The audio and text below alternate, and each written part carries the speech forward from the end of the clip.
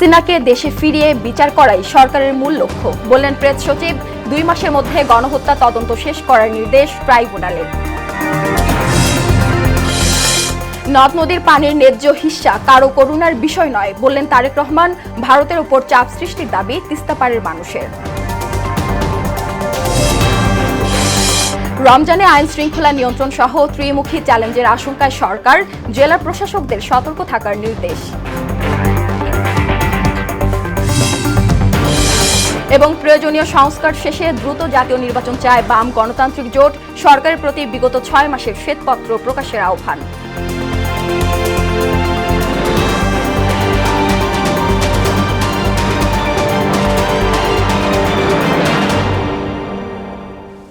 আসসালামু আলাইকুম, সবাইকে মোহনা সংবাদে স্বাগত। শুনছিলেন শিরোনাম, সঙ্গে আছি সুরাইয়া শুভ্রা। এবার বিস্তারিত। শেখ হাসিনাকে দেশে ফিরিয়ে এনে বিচার করা অন্তর্বর্তী সরকারের মূল লক্ষ্য বলে জানালেন প্রধান উপদেষ্টার প্রেস সচিব শফিকুল আলম। মঙ্গলবার রাজধানীর ফরেন সার্ভিস একাডেমিতে এক সংবাদ সম্মেলনে তিনি বলেন, সম্প্রতি জাতিসংঘের মানবাধিকার কমিশনের প্রতিবেদনে স্পষ্ট করে বলা হয়েছে কী ধরনের অপরাধ করেছেন শেখ হাসিনা।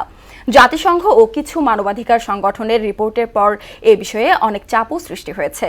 এ সময় আগামী নির্বাচনে আওয়ামী লীগের অংশগ্রহণ জনগণের সিদ্ধান্তের উপর নির্ভর করছে বলেও জানান প্রেস সচিব। বাংলাদেশের জনগণ এই বিষয়ে এটা ডিসিশন নেবেন। তবে আমাদের একটাই কথা, আওয়ামী লীগের যে সমস্ত লিডার, আওয়ামী লীগের যে সমস্ত অ্যাক্টিভিস্ট, আওয়ামী লীগের যেগুলো সাপোর্টার যারা এই জুলাই গণহত্যার সাথে জড়িত বা তারও আগে গুম খুনে যারা জড়িত, যারা যতগুলো ম্যাসাকারে জড়িত এবং যে ধরনের করাপশনে জড়িত, সবার বিচার হবে। শেখ হাসিনা সহ তার সরকারের সাবেক মন্ত্রী, এমপি সহ গুরুত্বপূর্ণ 46 আসামির মানবতা বিরোধী অপরাধের তদন্ত কাজ প্রায় শেষ। এর সাথে জাতিসংঘের প্রতিবেদন যুক্ত করে 1 মাসের মধ্যে রিপোর্ট দাখিল করা সম্ভব হবে বলে জানিয়েছে প্রসিকিউশন। এরপরই শুরু হবে আসামিদের আনুষ্ঠানিক বিচার কাজ। এদিকে শেখ হাসিনা এবং সাবেক 12 মন্ত্রী সহ 16 আসামির বিরুদ্ধে আগামী 20 এপ্রিলের মধ্যে চূড়ান্ত তদন্ত প্রতিবেদন দাখিলের নির্দেশ দিয়েছেন ট্রাইব্যুনাল। বিস্তারিত কাজী পাপুর রিপোর্টে। ছাত্র জনতার আন্দোলন দমাতে শেখ হাসিনার নির্দেশে হত্যাযজ্ঞ ও মানবতা বিরোধী অপরাধের অভিযোগে সোমবার 3য় দফায় আন্তর্জাতিক অপরাধ ট্রাইব্যুনালে হাজির করা হয় আওয়ামী লীগ সরকারের সাবেক 12 মন্ত্রী, 2 উপদেষ্টা সহ 16 আসামিকে। শুনানিতে প্রসিকিউশন জানায় 2 মামলায় শেখ হাসিনা, ওবায়দুল কাদের সহ অন্যান্য আসামির বিরুদ্ধে তদন্ত প্রক্রিয়া প্রায় শেষ। এছাড়া জাতিসংঘের প্রতিবেদনে উঠে আসা অপরাধের বিভিন্ন প্রমাণ এতে যুক্ত করা হবে। রিপোর্টের যে বর্তমান স্ট্যাটাস, কোন পর্যায়ে তদন্তটা আছে সেটা আমরা বলেছি। সেটা বলার মাধ্যমে আমরা বলেছি যে আমরা আশা করি যে আগামী মাসের মধ্যেই এই বিশেষ করে সাবেক প্রধানমন্ত্রী শেখ হাসিনার বিরুদ্ধে সেটা তদন্ত রিপোর্ট দাখিল করা সম্ভব হতে পারে। কারণ আমরা যদি বেশি তাড়াহুড়ো করি তাহলে এত কমপ্লেক্স একটা তদন্তের যদি কোনো ত্রুটি থাকে এবং সেই ত্রুটির ফাঁক দিয়ে আসামি বেরিয়ে যায়, তাহলে জাতির কাছে কিন্তু আমরা দায়বদ্ধ থাকবো। তদন্ত রিপোর্টটা পাওয়া মাত্রই কিন্তু আসলে বুঝতে পারবেন যে ফাইনাল বিচার প্রক্রিয়ার কাজটা শুরু হয়ে যাবে। হত্যার নির্দেশ সহ বিভিন্ন আসামির কল রেকর্ড ও ডিজিটাল তথ্য প্রমাণাদিও তদন্ত দলের কাছে আছে বলেও জানান চিফ প্রসিকিউটর। নির্দেশাবলী যে তাদের টেলিফোনিক অর্ডারের মাধ্যমে যে গিয়েছে, হত্যাকাণ্ড করে এক ছাত্র জনতাকে নির্মূল করার কথা বলা হয়েছে, সমস্ত টেলিভিশন চ্যানেলগুলো বন্ধ করে দেওয়ার কথা বলেছে। এই ধরনের কথোপকথন তারা যে করেছেন তাদের অজ্ঞাতে সেগুলো রেকর্ডেড হয়েছে। তো সেগুলো আমাদের হাতে আসছে। তো আমরা যেটা বুঝি, আপনাদেরকে যেটা বলতে পারি যে মানুষকে মারার জন্য যে ফাঁদ তারা পেতেছিলেন, সেই ফাঁদে হয়তো তারাই পড়তে যাবেন। শুনানি শেষে আসামিদের সাথে কথা বলার পর আইনজীবীরা জানান এদের অনেকেই নিজেদের বিরুদ্ধে করা অভিযোগ সম্পর্কে জানেন না।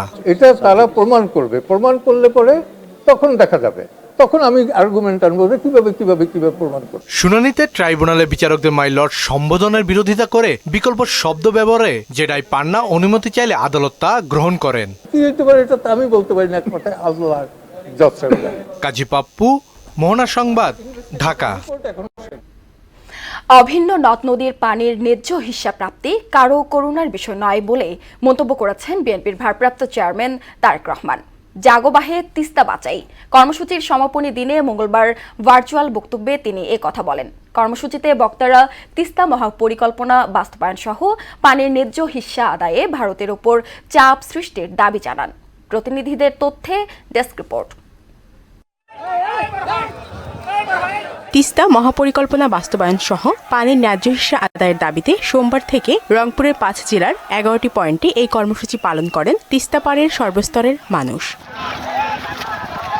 জাগো বাহে তিস্তা বাঁচাই স্লোগানে দুদিনের কর্মসূচির সমাপনী দিনে লন্ডন থেকে ভার্চুয়ালি যুক্ত হয়ে বিএনপির ভারপ্রাপ্ত চেয়ারম্যান তারেক রহমান বলেছেন, ভারতের সঙ্গে বাংলাদেশের 54টি অভিন্ন নদ নদীর পানির ন্যায্য হিস্যা প্রাপ্তি কারও করুণার বিষয় নয়, এটা আন্তর্জাতিক আইন অনুযায়ী বাংলাদেশের প্রাপ্য।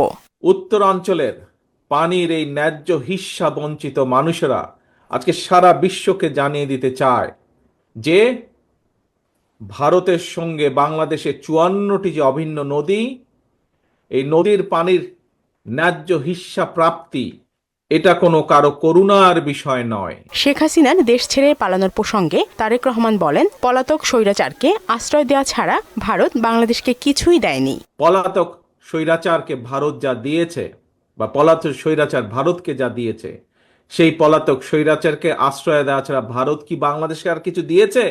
কিচ্ছু দেয় নাই। এর আগে মঙ্গলবার সকালে তিস্তা মহাপরিকল্পনা বাস্তবায়ন সহ পানির ন্যায্য হিস্যা আদায়ের দাবিতে গণপদযাত্রা করে তিস্তা রক্ষা আন্দোলন কমিটি। এতে বিএনপি ও সহযোগী সংগঠনগুলোর নেতাকর্মী সহ তিস্তাপাড়ের সর্বস্তরের মানুষ অংশ নেন। গণপদযাত্রাটি লালমনিরহাট প্রান্তের তিস্তা ব্রিজ থেকে শুরু হয়ে রংপুরের কাউনিয়া বাজার প্রান্তে গিয়ে শেষ হয়। পরে রাতে মশাল মিছিল বের করা হয়। শারমিন স্বর্ণা, মোহনা সংবাদ। জনগণের ওপর নিপীড়ন চালাতে ফ্যাসিস্ট সরকার মেধাবী ডিসিদের ব্যবহার করেছে বলে অভিযোগ করেছেন আইন উপদেষ্টা আসিফ নজরুল। আর এলজিআরডি উপদেষ্টা আসিফ মাহমুদ বলেছেন, অপরাধে জড়িত নন আওয়ামী লীগের এমন নেতারা ক্ষমা চেয়ে স্থানীয় নির্বাচনে অংশ নিতে পারবেন। মঙ্গলবার রাজধানীতে জেলা প্রশাসক সম্মেলনে এসব কথা বলেন তারা। এতে প্রধান উপদেষ্টার বিশেষ সহকারী আব্দুল হাফিজ বলেন, আওয়ামী লীগের দোসররা সংগঠিত হচ্ছে, ডিসিদের এ ব্যাপারে সজাগ থাকতে হবে।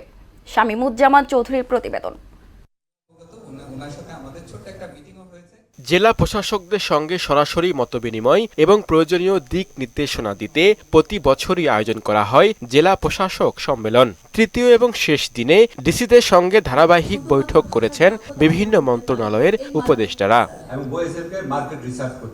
নির্ধারিত অধিবেশন শেষে গণমাধ্যমের সঙ্গে কথা বলেন সরকারের নীতি নির্ধারকরা। আইন উপদেষ্টা আসিফ নজরুল বলেন, মেধাবী ডিসিদের জনগণকে নিপীড়নের কাজে ব্যবহার করেছে আওয়ামী লীগ সরকার। আর স্বরাষ্ট্র উপদেষ্টা জাহাঙ্গীর আলম চৌধুরীর দাবি, আইন শৃঙ্খলা পরিস্থিতি উন্নতির দিকে যত দিন প্রয়োজন হবে অপারেশন ডেভিল হান্ট চলবে বলেও জানান তিনি। দেশ থেকে দুর্নীতি কমাতে হবে।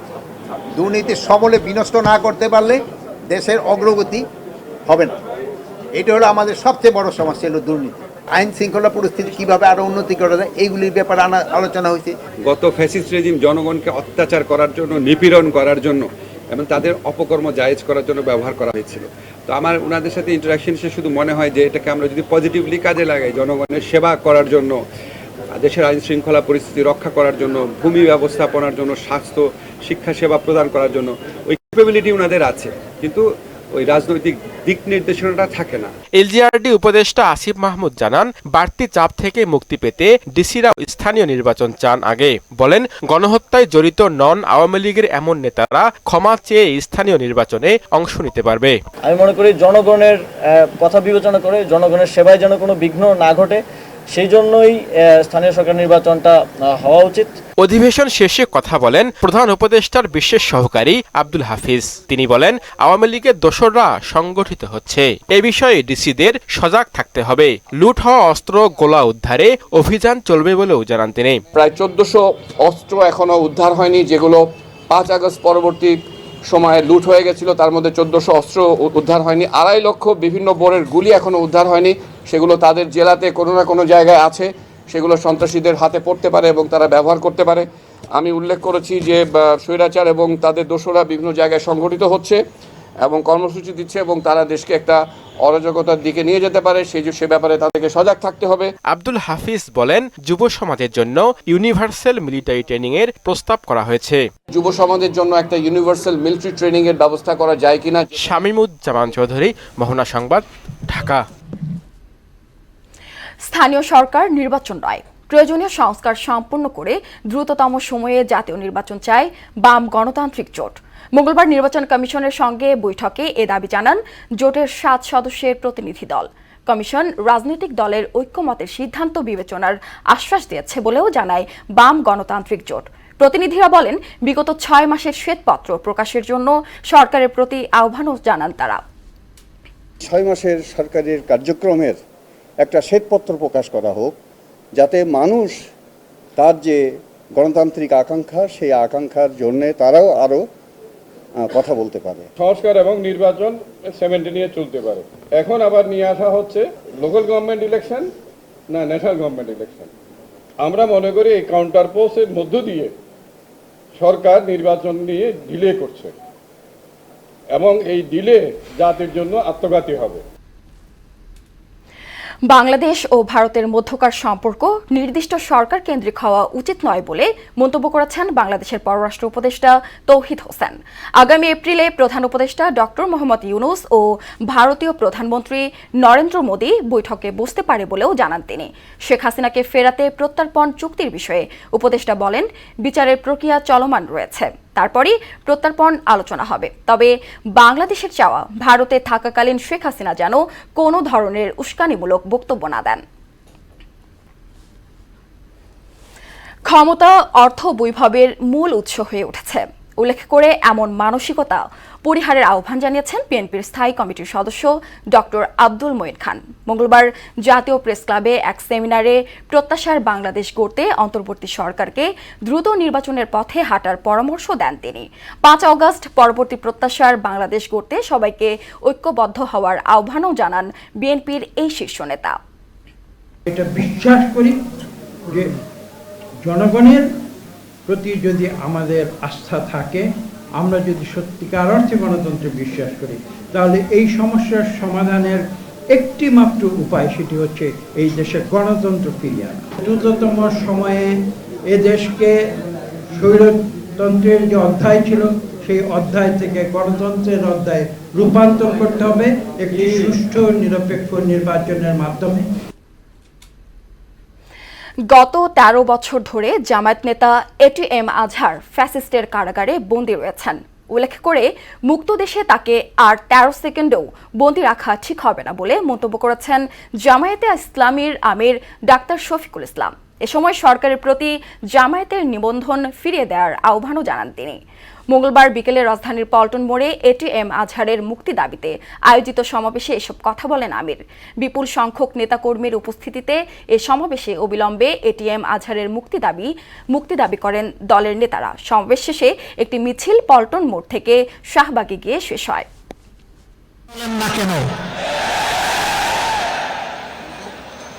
কোন জিনিস তাকে এখনো আটকে রাখতে বাধ্য করেছে? কেন এই বৈষম্য?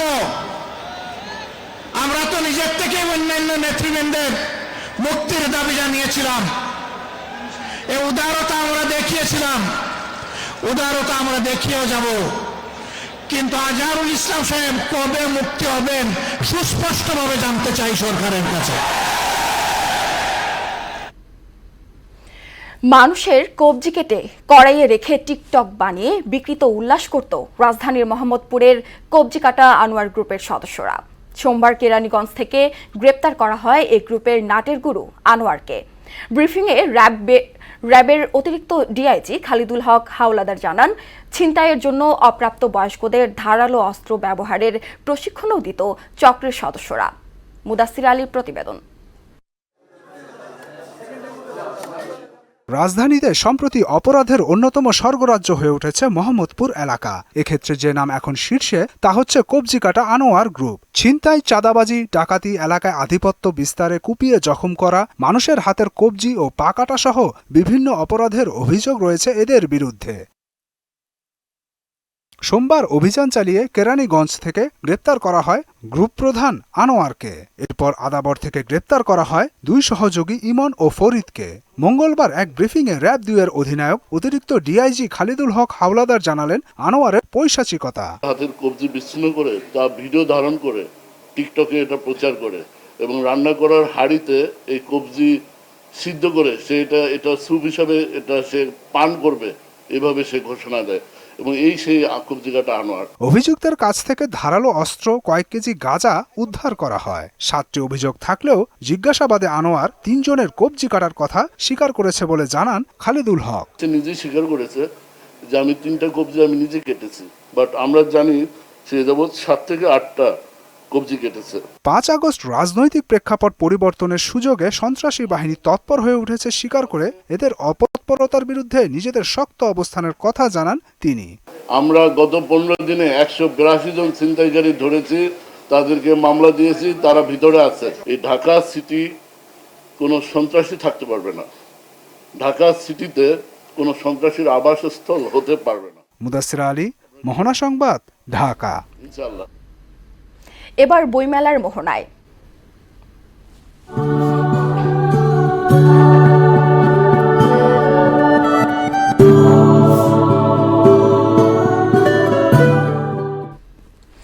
অমর একুশে বইমেলা মানেই সাহিত্যানুরাগী ও বইপ্রেমীদের জমজমাট আড্ডা আয়োজন।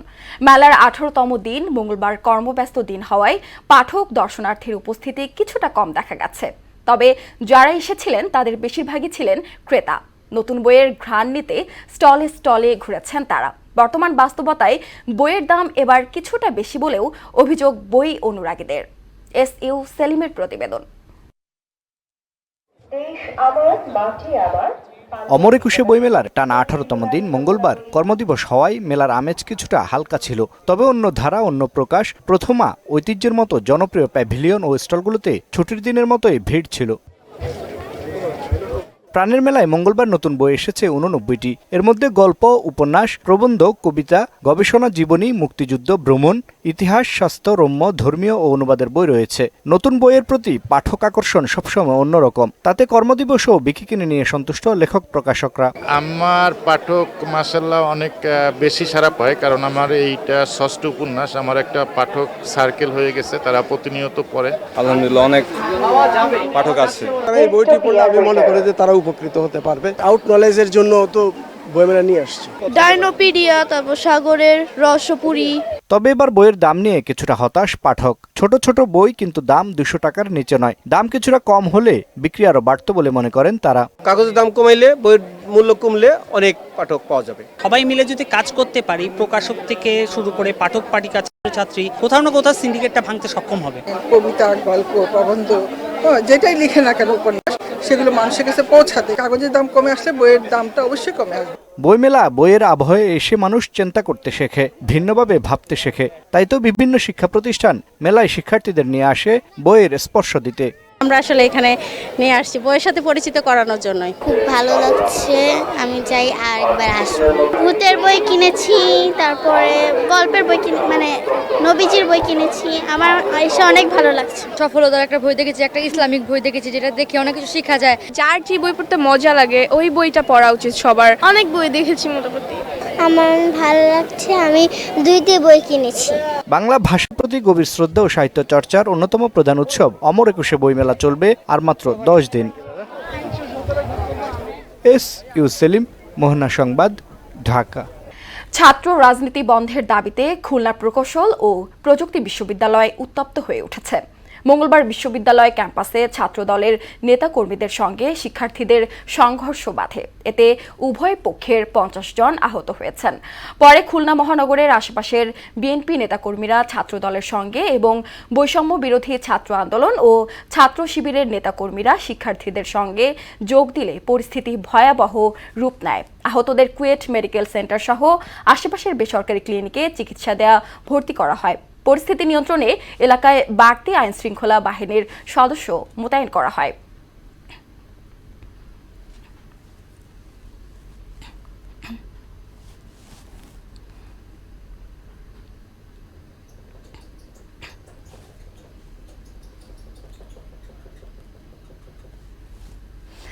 বৈষম্য বিরোধী ছাত্র আন্দোলন ঘোষিত চট্টগ্রাম উত্তর, দক্ষিণ ও মহানগর কমিটি থেকে শতাধিক সদস্য পদত্যাগ করেছেন।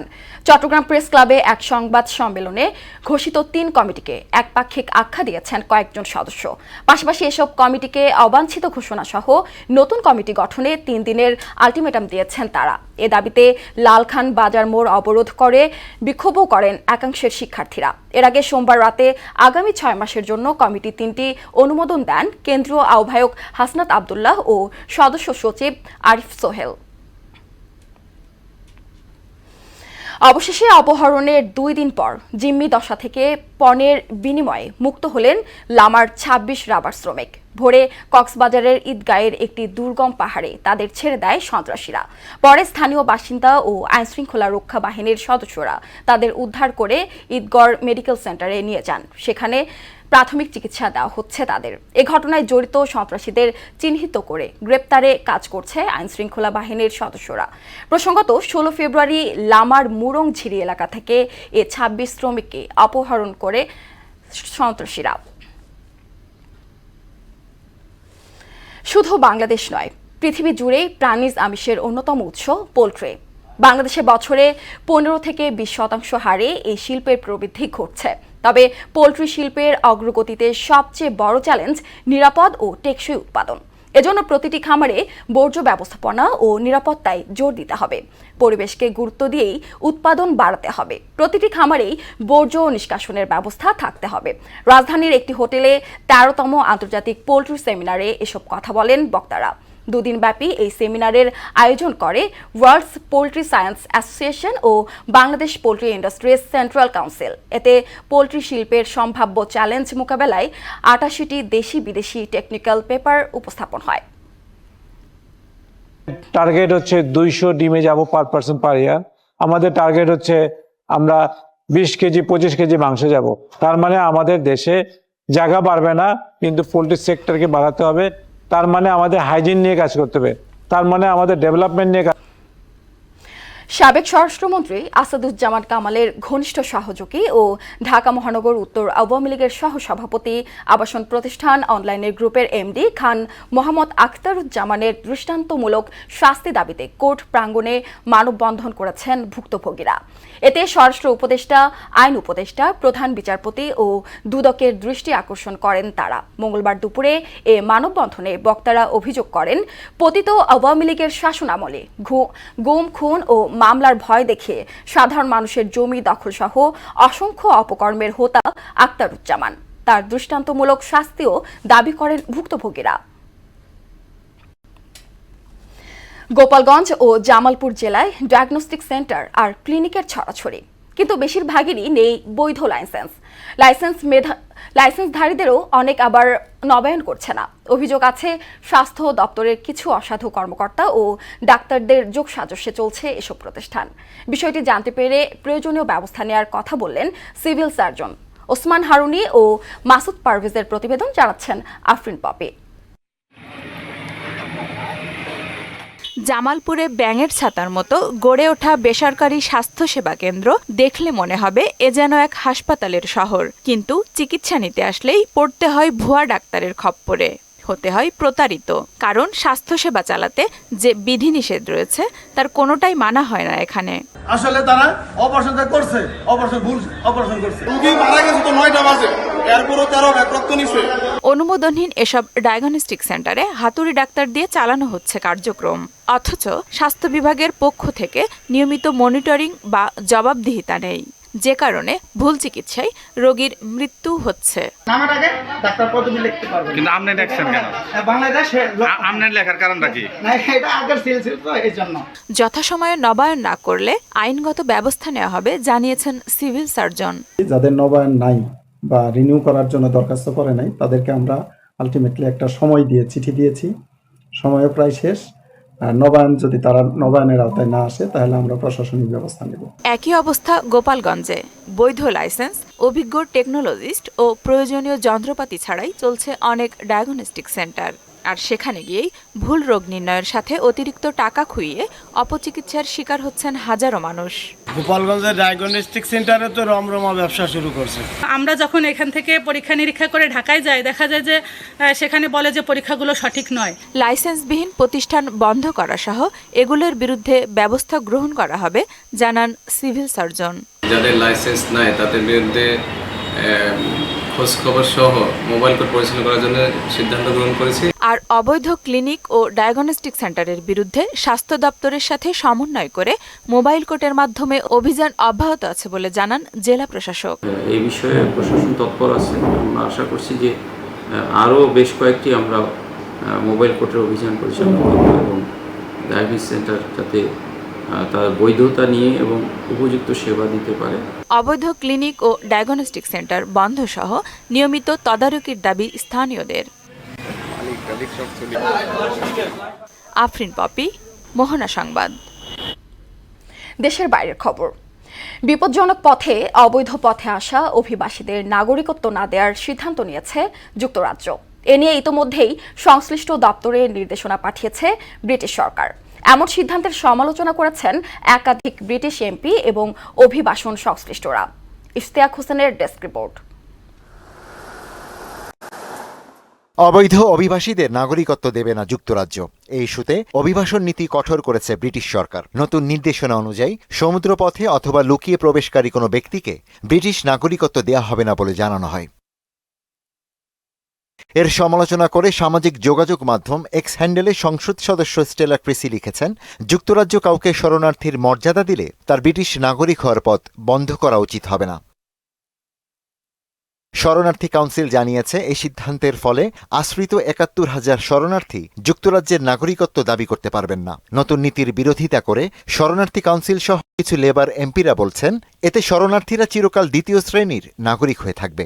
এছাড়া নাগরিকত্ব আবেদন প্রত্যাখ্যানের এমন সিদ্ধান্তের তীব্র সমালোচনা করছে আন্তর্জাতিক অভিবাসন সংস্থা এবং বিভিন্ন এনজিও। এদিকে ব্রিটেনে ডানপন্থী নাইজেল ফ্যারাজের অভিবাসন বিরোধী রিফর্ম ইউকে পার্টি জনমত জরিপে এগিয়ে যাওয়ায় লেবার দলের উপর অভিবাসন নিয়ে চাপ বেড়েছে। গত জুলাইয়ের সাধারণ নির্বাচনে ব্রিটিশ পার্লামেন্টে ৫টি আসন জিতেছে reform UK party. Ishtiaq Hossain, Mohona সংবাদ। শেষ করব মোহনা সংবাদ যাবার আগে শিরোনামগুলো আরও একবার।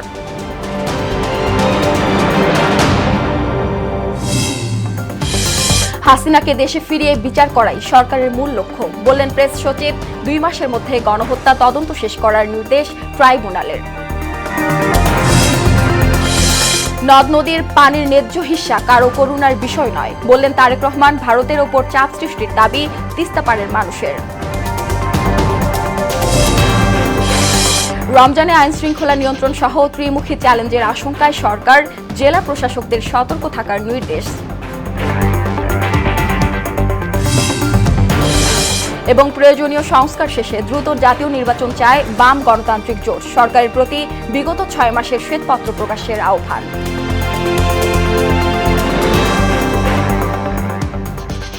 এ ছিল মোহনা সংবাদে। মোহনার সবশেষ খবর জানতে ভিজিট করুন www.mohana.tv। সংবাদ দেখতে পারেন ফেসবুক, ইউটিউবে। এতক্ষণ সঙ্গে থাকার জন্য ধন্যবাদ।